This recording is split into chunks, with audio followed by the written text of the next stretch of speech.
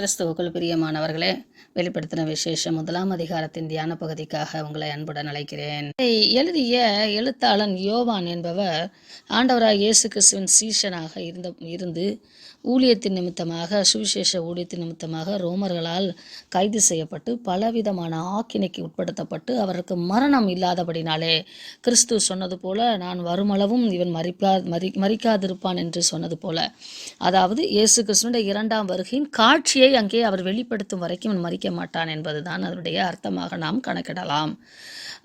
அவர் யோவான் பத்மோஸ் தீவிலே இருக்கும்போது, இந்த பத்மோஸ் தீவு என்பது ஏசியன் கடலிலே உள்ள ஒரு சிறிய கிரேக்க தீவாகும். இது ஒரு நிறைய தீவு கூட்டங்கள் உண்டு. அந்த ஏசியன் கடலில் இருக்கக்கூடிய நிறைய தீவு கூட்டங்களிலே ஒரு தீவு தான் இந்த பத்மோஸ் தீவு. இது 34 கிலோமீட்டர் சுற்றளவை மட்டும் கொண்டது. அதாவது அவருக்கு தண்டனையாக கொடுக்கப்பட்டபடினாலே அங்கே இப்படி தண்டிக்கப்பட்டவர்கள் மட்டும் இருப்பார்கள். இயற்கையிலே விளைகிறதை உண்டு, அவர்கள் அங்கே வாழ்வார்கள். அங்கிருந்து அவர்கள் தப்பித்து செல்ல முடியாது. இப்பொழுதும் கூட அங்கே ஏர்போர்ட் கிடையாது. இது நாம் புரிந்து கொள்வதற்காக துருக்கி கேள்விப்படும் துருக்கியின் மேற்கு கடற்கரைக்கு அப்பால் அமைந்திருக்கிறது. மேற்கு பகுதியில், துருக்கியுடைய மேற்கு பகுதிக்கு அப்பால் இருக்கக்கூடிய தீவிலே அமைந்திருக்கிறது. இந்த துருக்கியிலே இருந்த 7 திருச்சபைகளுக்குத்தான் அவர் இந்த சுவிசேஷ காரியங்களை, அதாவது வெளிப்படுத்தின விசேஷங்களை அவர் எழுதுகிறார். அதனால் இதை நாம் புரிந்து கொள்வோம் என்றால், இன்றைய துருக்கி மேற்கு பகுதியில் இருக்கக்கூடிய ஆசியன் கடல்ல இருக்கக்கூடிய அநேக தீவுகள், அந்த அநேக தீவுகளிலே ஒரு சின்ன தீவு தான் இந்த பத்மோஸ் தீவு என்பது. அது 34 சதுர கிலோமீட்டர் பரப்பளவை கொண்டுள்ளது என்பதை நாம் புரிந்து கொள்ளலாம். இந்த வசனத்தை நாம் வாசிக்கும் போது, சீக்கிரத்தில் சம்பவிக்க வேண்டியவைகளை தம்முடைய ஊழியக்காரருக்கு காண்பிக்கும் பொருட்டு தேவன் இயேசு கிறிஸ்துவுக்கு ஒப்புவித்ததும். அப்போ ரொம்ப அழகாக இந்த வசனமே சொல்லுது, யார் எழுதுறா, ஏன் எழுதுறாங்க, எதுக்கு எழுதுறது, யார் மூலமாக எழுதப்படுகிறது என்பதை இந்த முதல் வசனமே தெளிவாக சொல்லுகிறது. தேவன் இயேசு கிறிஸ்துவுக்கு ஒப்புவித்ததும், பிதாவாகிய தேவன் வார்த்தையாகிய தேவனுக்கு ஒப்புவித்ததும், இவர் தம்முடைய தூதனை அனுப்பி, அவருக்கு ஒரு தூதன் இருக்கிறார், பர்சனல் அசிஸ்டன்ட் மாதிரி, அவரை அனுப்பி தம்முடைய ஊழியக்காரனாகிய யோவானுக்கு வெளிப்படுத்தினதுமான விசேஷம். ரொம்ப தெளிவாக முதல் வசனம் தெளிவாக எழுதப்பட்டிருக்கிறது. இது யோவான் அவர் 1ஆம் நூற்றாண்டிலே 90ஆம் வருடம் வாழ்ந்து கொண்டிருக்கும் போது, அவர் பல வருடங்கள் இங்கே இருந்திருக்க வேண்டும். குறைந்தது 20 வருடங்களாவது அவர் இங்கே வாழ்ந்திருக்க வேண்டும். ஏனெனில் 70 AD எருசலேம் அழிக்கப்பட்டு போகிறது. இந்த செய்தியெல்லாம் யோவானுக்கு கிடைக்கவில்லை. அல்லது பரலோக எருசலேமை குறித்த தரிசனம் கண்டபடினாலே இந்த பூலோகத்திலே அழிந்த அந்த திருச்சபை ஒரு பெரிய பொருட்டாக அவருக்கு இல்லாமல் இருந்திருக்கலாம். இந்த உலகத்தின் சின்ன சின்ன நிகழ்வுகளை எல்லாம் குறிப்பிடுகிற சீஷர்கள் எருசலேம் அந்த தேவாலயத்தின் அழிவை குறிப்பிடாமல் இருக்க மாட்டார்கள். அது அவ்வளவு முக்கியம் வாய்ந்த நிகழ்வு. ஆதலால் அதன் அடிப்படையிலே யோவானுக்கு அந்த எருசலேம் ஆலயம் தகர்க்கப்பட்டது தெரியாமல் இருந்திருக்கலாம். அந்த யோவான் தேவனுடைய வசனத்தை குறித்தும் இயேசு கிறிஸ்துவை பற்றிய சாட்சியை குறித்தும் தான் கண்ட யாவற்றையும் சாட்சியாக அறிவித்திருக்கிறான். இதை வைத்துதான் யோவான் எழுதின சுவிசேஷத்தை நாம் அடையாளப்படுத்திக் கொள்கிறோம். 1ஆம் அதிகாரத்தின் 1ஆம் வசனம், 4ஆம் வசனம், 9ஆம் வசனம், 22:8 தனது பெயரை அவர் திரும்ப திரும்ப குறிப்பிடுகிறார். இயேசு கிறிஸ்துவானவர் தமது ஆசீர்வாதத்தை நமக்கு கொடுக்கத்தக்கதாக நமது சாபத்தை அவர் ஏற்றுக்கொண்டார். ஆதலால் 3ஆம் வசனத்திலே இந்த வார்த்தையை, இயேசு கிறிஸ்துவானவரை பற்றிய வெளிப்பாடை குறித்த இந்த வார்த்தையை நாம் பெற்றுக்கொள்வது பாக்கியம் என்பதை அவர் வலியுறுத்துகிறார். இந்த தீர்க்க தரிசன வசனங்களை வாசிக்கிறவனும் கேட்கிறவர்களும் இதில் எழுதியிருக்கிறவைகளை கை கொள்ளுகிறவர்களும் பாக்கியவான்கள், காலம் சமீபமாய் இருக்கிறது. இந்த பாக்கியத்தை பெறாதவர்கள் அந்த தேவனின் காலத்துக்குள் பிரவேசிக்க முடியாது என்பதை இது மறைமுகமாக சொல்லுகிறது. வாசிக்கிறவனும் கேட்கிறவனும் எழுதியிருக்கிறவைகளை அப்ப எழுதுவதற்கு மனிதர்கள் வேண்டும். எழுதுகிறவர்களும் அதை கடைபிடிக்கிறவர்களும் பாக்கியவான்கள் என்றால் எந்த மனிதனும் சாக்கு சொல்ல முடியாது. அது சரீர அங்கவீனமாக இருந்தாலும் சரி, காது கேட்காது, கண்ணு தெரியாது, இல்ல கை இல்ல, என்ன அங்கவீனமாக இருந்தாலும் ஏதாவது ஒரு வகையிலே அவர்கள் இந்த வசனத்தை கை கொண்டுதான், அதாவது கை கொள்ளத்தான் செய்வார்கள். ஒவ்வொரு மனிதனையும் இந்த வசனம் சென்று அடையும். அதை பெற்றுக்கொள்கிறவர்கள் பாக்கியவான்கள். தக்க வைத்துக் கொள்கிறவர்கள் பாக்கியவான்கள். இயேசு கிறிஸ்துவை அறிகிற அறிவிலே வளர்கிறவர்கள் பாக்கியவான்கள் என்று வேதம் திரும்ப திரும்ப நமக்கு சொல்லுகிறது.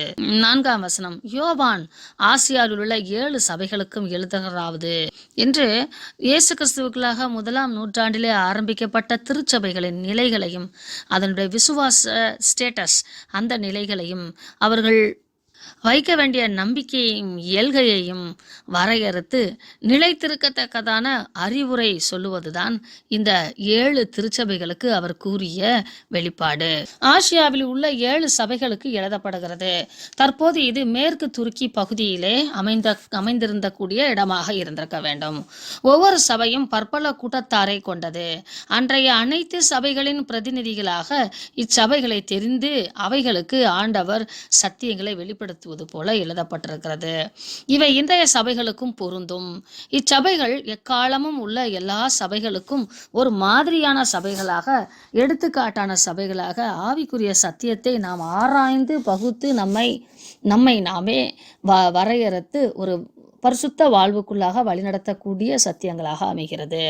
இருந்தவரும் இருக்கிறவரும் வருகிறவருமான சர்வ வல்லமை உள்ள தேவன் என்று சொல்லுவதும், அவருடைய சிங்காசனத்திற்கு முன்பாக இருக்கிற 7 ஆவிகளாலும் என்று சொல்லுவதும், சிங்காசனம், 7 ஆவிகள், இருக்கிறவர், இருந்தவர், வருகிறவர், இந்த வார்த்தைகள் எல்லாம் சொல்லும்போது God is always exist, அவர் எப்பொழுதும் உயிரோடு இருக்கிறவராக காண்பிக்கிறது. பூமி மாத்திரம் தேவனுடைய ஆளுகையிலிருந்து மனிதன் மூலமாக தப்பிப்போனதினாலே தேச கிறிஸ்துவானவர் பிறந்து உண்மையுள்ள சாட்சியும் மரித்தோரிலிருந்து முதற் பிறந்தவரும் பூமியின் ராஜாக்களுக்கு அதிபதியுமாகிய இயேசு கிறிஸ்துவினாலும் உங்களுக்கு கிருபையும் சமாதானம் உண்டாவதாக என்று சொல்லி கிறிஸ்து இந்த பூமியை, மனிதர்களை மீட்டு கொண்டார். காணாமல் போன இந்த பூமி மனிதர்கள் மேல் அன்பு கூர்ந்து அவர் தமது இரத்தத்தினாலே நம்முடைய பாவங்களால் நம்மை கழுவி தம்முடைய பிதாவாகிய தேவனுக்கு முன்பாக நம்மையும், பிதாவாகிய அவர் தம்முடைய பிதா, நாம் அவருடைய சகோதரர்கள், நம்மையும் ராஜாக்களும் ஆசாரிகளும் ஆக்கின அவருக்கு மகிமையும் வல்லமையும் என்றென்றைக்கு உண்டாவதாக என்று சொல்லி அவர் எழுதிய சுவிசேஷத்தின் சாராம்சத்தை இந்த 2 வசனங்களுக்குள்ளாக அடக்கி ஞாபகப்படுத்தி விடுகிறார் யோவான். இப்பொழுது இந்த சுவிசேஷ செய்தியை ஏற்றுக்கொண்டிருக்கிற மனிதர்கள் என்ன செய்ய வேண்டும் என்று சொல்லுவதுதான் 7ஆம் வசனத்திலிருந்து. இதோ மேகங்களுடனே அவர் வருகிறார், கண்கள் யாவும் அவரை காணும், அவரை குத்தினவர்களும் அவரை காண்பார்கள், பூமியின் கோத்திரத்தார் எல்லோரும் அவரை பார்த்து புலம்புவார்கள், அப்படியே ஆகும். ஆமேன். இது இந்த புத்தகத்தினுடைய ஒரு சின்ன ஒரு ஸ்டேட்மெண்ட் போல அமைகிறது. சுருங்க குறிப்பு என்று சொல்லலாம், அப்படி அமைகிறது. டைட்டில் என்று சொல்லலாம். இந்த புத்தகம் எதை குறித்து எழுத போகிறது என்பதை 7வது வசனத்திலே சொல்லிவிடுகிறார். அது அப்படியே ஆகும், ஆமேன் என்று சொல்லி அதை நிறைவு பெற்ற காரியமாக்கி இனி 8ஆம் வசனத்திலிருந்து அவைகள் எப்படி நடக்கும் என்பதை விளக்கப்படுத்தி எழுதுவதுதான் இந்த மீதி உள்ள அதிகாரங்கள் எல்லாம். யார் இந்த வெளிப்பாட்டை சொல்லுகிறார் என்பதுதான் இந்த 8ஆம் வசனம். இருக்கிறவரும் இருந்தவரும் வருகிறவருமாகிய சர்வ வல்லமுள்ள கர்த்தர் நான் சொல்லுகிறேன், நான் அல்பாவும் ஒமேகாவும் ஆதியும் அந்தமுமாய் இருக்கிறேன் என்று திருவுள்ளம் பற்றினார். சரீர ஆவி நிலையிலே கடந்து தேவனுடைய உள்ளான காரியங்களை பெற்றுக்கொள்ளத்தக்கதான ஒரு நிகழ்வுக்குள்ளாக யோவான் கடந்து சென்றிருக்கிறார். இந்த புத்தகத்தை வாசிக்கிறவர்கள் யோவானை ஏதோ ஒரு 3ஆம் கிரகத்திலிருந்து வந்தவர்களைப் போல நினைத்து விடக்கூடாது என்பதற்காக, நான் உங்கள் சகோதரன் தான், எனக்கு இந்த வெளிப்பாடு கிடைத்தது, உங்களுக்கும் இந்த வெளிப்பாடு உண்டாகும், நான் உங்களைப் போல சராசரி மனிதனாகத்தான் வாழ்ந்து நான் அனுபவித்த உணர்ந்த காரியங்களை உங்களுக்கு சொல்லுகிறேன் என்று சொல்லுகிறார். அதற்குத்தான் உங்கள் சகோதரனும். ஏதோ அவர் மாத்திரம்தான் விசேஷித்தமானவர் என்று நினைக்காமல் இந்த வெளிப்பாடை ஒட்டுமொத்த மனிதனுக்கும் கொடுக்கத்தக்கதாக அவர் என்னை நீங்கள் ஏற்றுக்கொள்ளுங்கள், என் சொல்லை நீங்கள் ஏற்றுக்கொள்ளுங்கள் என்று சொல்வது போல உங்கள் சகோதரன் தான் நான் என்று சொல்லுகிறார். தொடர்ந்து அவர் வர்ணிக்கிறதை நீங்கள் 9ஆம் வசனத்திலே வாசிக்கலாம். தான் எங்கே இருந்தேன் என்றும் சொல்லுகிறார். பத்மு தீவிலே நான் இருக்கும்போது ஆவிக்குள்ளானே, நான் இந்த சரீர உலக நிலையை விட்டு கடந்து சென்றேன். ஆவி நிலையிலே எனக்கு பல காரியங்களை தேவன் வெளிப்படுத்தினார். சத்தம் கேட்டேன், அவர் காது செயல்பட்டிருக்கிறது. கர்த்தருடைய நாளிலே என்றால் அது ஞாயிற்றுக்கிழமை, உயிர்த்தெழுந்த நாள் என்று புரிந்து கொள்ளுங்கள். ஒருவேளை உயிர்த்தெழுந்த நாளிலே தேவனை ஆராதிப்பதற்காக அவர் நீண்ட தியான நிலையிலே இருந்திருக்க வேண்டும். அந்த சத்தம் என்ன சொல்லுகிறதாம்? நான் அல்பாவும் ஒமேகாவும் முந்தினவரும் பிந்தினவருமாய் இருக்கிறேன். நீ காண்கிறதை ஒரு புத்தகத்தில் எழுதி அனுப்பு என்று சொன்னதாம். கிறிஸ்துவே பேசியிருக்கிறார். அது அவருடைய சத்தம் கேட்கும்போது எக்கால சத்தம் போல இருந்ததான். ஆனால் அந்த எக்கால சத்தம் இவருக்கு புரியும்படியான மொழியாய் இருந்திருக்கிறது. அந்த ஆசியாவில் இருந்த 7 திருச்சபைகளுடைய பெயர்களும் கொடுக்கப்பட்டிருக்கிறது. இந்த திருச்சபைகளை குறித்தான விளக்க பாடங்களை நாம் பின்வரும் அதிகாரங்களிலே படிக்கலாம். சத்தத்தை கேட்டவர் அந்த சத்தம் அந்த திசையை நோக்கி திரும்பி பார்க்கிறார்.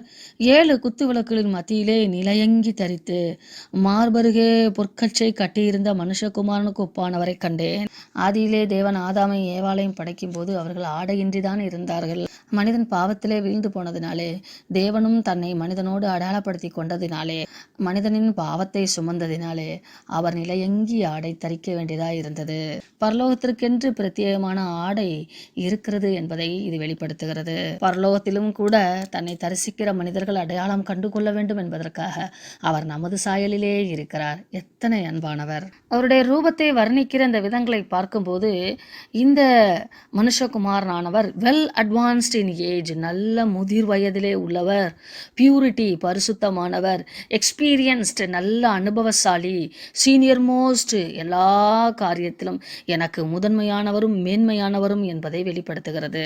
இதை நீங்கள் 14, 15, 16 வசனங்களிலே நீங்கள் வாசிக்கலாம். இப்படிப்பட்ட மகத்துவமான முதிர்ந்த senior experienced holy purity well advance in age இப்படிப்பட்ட தன்மையை கண்டபோது நான் செத்தவனைப் போல அவர் பாதத்திலே விழுந்தேன். 7 பொன் விளக்கு, இந்த நட்சத்திரங்கள் இவைகளெல்லாம் குறித்து நான் உங்களுக்கு விளக்கம் கொடுக்கவில்லை. அவைகளிலே நீங்கள் அநேக விளக்கங்களை வரும் பகுதிகளிலே நாம் படிக்கலாம். பொதுவாக யோவானுடைய காட்சியும் அவனுடைய வர்ணனையையும் நான் புரிந்து கொள்வதற்காகத்தான் உங்களிடத்திலே நான் பேசிக்கொண்டிருக்கிறேன். ஒவ்வொரு நிகழ்வின் யதார்த்தமான அந்த சீன், அந்த காட்சியை நாம் காண மறுப்போமானால் உள்ள சத்தியங்களை நம்மால் புரிந்து கொள்ள முடியாது. கடலின் மேலிலே இருக்கக்கூடிய அலையின் தன்மையும் பரப்பும் அதனுடைய டென்சிட்டி அடர்த்தியையும் புரிந்து கொள்ளாமல் ஆழத்திலே நீந்துவது என்பது இயலாத காரியம். ஆதலால் மேற்பரப்பிலே சொல்லப்பட்ட சகல காரியங்களையும் சற்று அலசி ஆராய்ந்து யதார்த்தமான சூழலிலே அவைகளை புரிந்து கொள்வது நமக்கு நல்லது. அநேகர் இந்த வெளிப்படுத்தின விசேஷத்தை படிக்க விரும்பாததற்கு காரணம் இதுவும் ஒன்றுதான். ஆதலால் இந்த யோவான் வர்ணிக்கிற விதத்தை நீங்கள் அப்படியே ஒரு விஷனரியாக நீங்களே உங்க மைண்ட்ல அதை ஒரு சீனா கிரியேட் பண்ணி ஒவ்வொரு வார்த்தைகளையும் கவனமாக கவனித்து ஒப்பிட்டு நீங்க அந்த சீனா கிரியேட் பண்ணி பார்த்தீங்கன்னா அங்க என்ன நடந்திருக்கும் அப்படின்றத உங்களால் புரிந்து கொள்ள முடியும். 17, 18 வசனங்களை நாம் வாசிக்க பார்த்தபோது இயேசு கிறிஸ்து தாம் மரணம் அடைந்ததையும் உயிர்த்தெழுந்ததையும் நேரில் கூறும் நிகழ்ச்சிகளில் இதுவும் ஒன்று போல காணப்படும். அவரே தமது மரணத்தையும் உயிர்த்தெழுதலையும் இங்கே விளம்பரப்படுத்துகிறார், அங்கீகரிக்கிறார். அதற்கு சாதகமான சாட்சிகளை வைக்கிறார், அத்தாட்சிகளை வைக்கிறார். அதோடு கூட தனக்கு இருக்கும் வல்லமையை அங்கே காண்பிக்கிறார். உலகத்தின் முடிவு பிறந்தும் சதா காலங்களிலும் நான் உங்களோடே கூட இருக்கிறேன் என்ற திருவுளம் பற்றினவர். பாதாளத்துக்குரிய திறவுகோலும் என்னிடத்தில் இருக்கிறது, மரணத்துக்குரிய திறவுகோலும் என்னிடத்தில் இருக்கிறது என்று அண்ட சராசரத்தின் ஆளுகையும் எனது கையிலே தான் இருக்கிறது என்பதை திருவுளம் பற்றுகிறார். அதோடு கூட நீ கண்டவைகளையும் இருக்கிறவைகளையும் இவைகளுக்கு பின்பு சம்பவிப்பவைகளையும் எழுது. இதுதான் நிகழ்காரியங்கள், வருங்காரியங்கள், கடந்த காரியங்கள் அனைத்தையும் யோவான் ஒட்டுமொத்தமாக காண்கிறான். ஆதியிலே பூமியை படைப்பதற்கு முன்பாக பரலோகத்திலே நடந்த தேவனுக்கும் பிசாசுக்கும் இடைப்பட்ட அந்த நிகழ்வுகையும், அதாவது லூசிபர் பிசாசான சம்பவமும், மனிதர்களை படைத்த படைப்பும், தேவன் மனிதர்கள் மேலே கவனமாயிருக்கிற காரியங்களையும், இன்னும் மனிதனை மீட்டெடுப்பதற்காக தேவன் செய்ய போகிற கடைசி கால நிகழ்வுகளையும் உள்ளடக்கியதாய் காணப்படுகிறது. அவைகளை எழுது. மிகங்களை நாம் அருகிலே சென்று காணக்கூட முடியாது. சூரியனும் ஒரு விதமான நட்சத்திரம்தான். ஆனால் நம் ஆண்டவராகிய இயேசு கிறிஸ்துடைய கரத்திலோ 7 நட்சத்திரங்கள் இருக்கிறது. இந்த நட்சத்திரங்கள் ஒவ்வொன்றும் தேவனுடைய தூதர்கள். குத்து விளக்கு என்பது சபை. ஒருவேளை இந்த நட்சத்திரங்களால் தூண்டப்பட்டு எரிகிற விளக்கு என்றும் புரிந்து கொள்ளலாம்.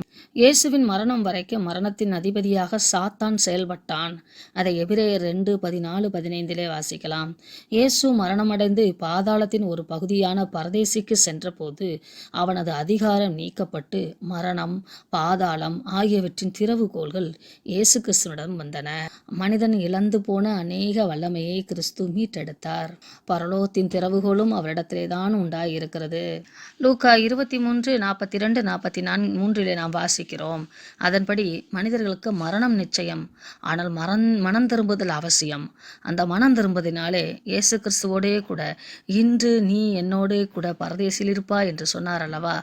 அந்த நாளிலே தாமே சென்று பரதேசியிலே பிரவேசித்து கிறிஸ்து அந்த 2 திறவுகோலையும் பெற்றுக்கொண்டார். இந்த 7 திருச்சபைகளும் இன்றும், அதாவது திருச்சபை சொல்லப்பட்ட இடங்கள் எபேசு, சிமர்னா, பெர்காம், தியத்தீரா, சர்தை, பிலதெல்பியா, லவோதிக்கியா, இந்த இடங்கள் எல்லாம் இன்றும் பூமியிலே இருக்கின்றன.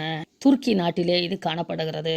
பலவிதமான அழிவுக்கும் சிதைவுக்கும் உட்பட்டதாக காணப்படுகிறது. ஆதலால் இந்த நிகழ்வுகள் எல்லாம் உண்மையான நிகழ்வுகள் என்பதை நாம் அறிவதற்கு இதுவும் ஒரு சாத்தியக்கூறாய் அமைகிறது. வெளிப்படுத்தின விசேஷத்தை நீங்கள் ஒரு முறையாவது அந்த வார்த்தையின்படி படித்துவிட்டு அதன் பின்பு அர்த்தத்தின்படி நீங்கள் படிக்கும்போது இன்னும் அழகான சத்தியங்களை நீங்கள் புரிந்து கொள்ளலாம். தேவன் தாமே தமது வெளிப்பாடு என்பது எத்தனையோ மனிதர்கள் ஆராய்ச்சி செய்தாலும் முடியாத வெளிப்பாடாதான் இருக்கும். ஆதலால் ஆழமான இந்த கருத்துக்களை நீங்கள் வாசிக்கும்போது பரிசுத்த ஆவியானவர் உங்களுக்கு உடனிருந்து வழிநடத்துவாராக. நீங்களும் அமைதி நிலையிலே, ஆழ்மன சிந்தையிலே மிக கவனமாக தேவனுடைய வெளிப்பாடு என்ற மிகப்பெரிய பயபக்தியோடு நீங்கள் வாசிக்கும்போது அநேக மேலான நன்மைகளை உங்கள் மனதுக்கு, அறிவுக்கு, ஆத்மாவுக்கு உணர்த்துவிப்பவராய் தேவன் இருப்பாராக. ஆமென்.